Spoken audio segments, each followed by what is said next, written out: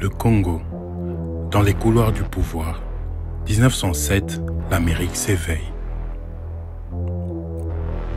En ce mois de décembre 1907, les couloirs du Sénat américain résonnent d'une indignation croissante. Les atrocités commises dans l'État indépendant du Congo, sous les règnes de Léopold II, ne peuvent plus être ignorées.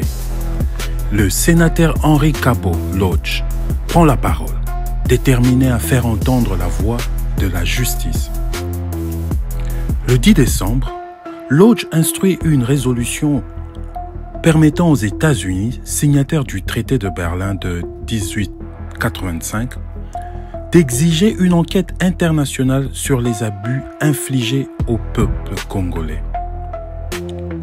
Une déclaration solennelle portée par les consciences morales d'une nation. Les sénateurs Morgan, Spooner et même Beveridge s'accordent. Il est temps d'agir. Certains, comme les sénateurs Titus du Colorado, vont même plus loin, appelant à des sanctions extrêmes contre les responsables. L'Amérique se divise entre diplomatie et colère. Le 23 décembre, le baron Moncure, ministre belge à Washington, rencontre le secrétaire d'État Elihu Root. Il défend la position de son gouvernement tout en reconnaissant la gravité des accusations. La Belgique est sur la sellette.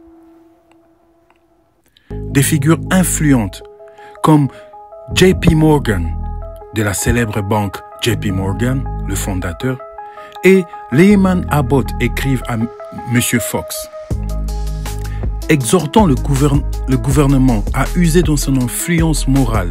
La société civile américaine entre dans la danse, refusant de rester spectatrice. Le journal New York American révèle les tensions internes.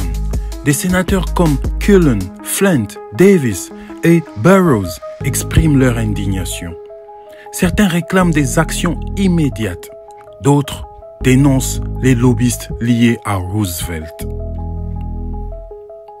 En cette fin d'année 1907, le Congo devient le miroir de la conscience américaine entre diplomatie, morale et politique.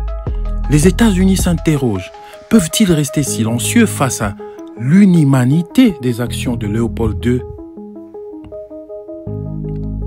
Ce débat, vieux de plus d'un siècle, résonne encore aujourd'hui et nous rappelle que la mémoire de peuples opprimés ne doit jamais être effacée. Le Congo, jadis oublié, exige que l'histoire lui rende justice. Et aujourd'hui, en 2025, le Congo est dans une stade charnière de son histoire où il s'efforce à étouffer le feu d'un conflit de plus de 30 ans dans la partie orientale. Les États-Unis entrent une fois de plus encore en jeu. Cette fois-ci, ce n'est plus Roosevelt.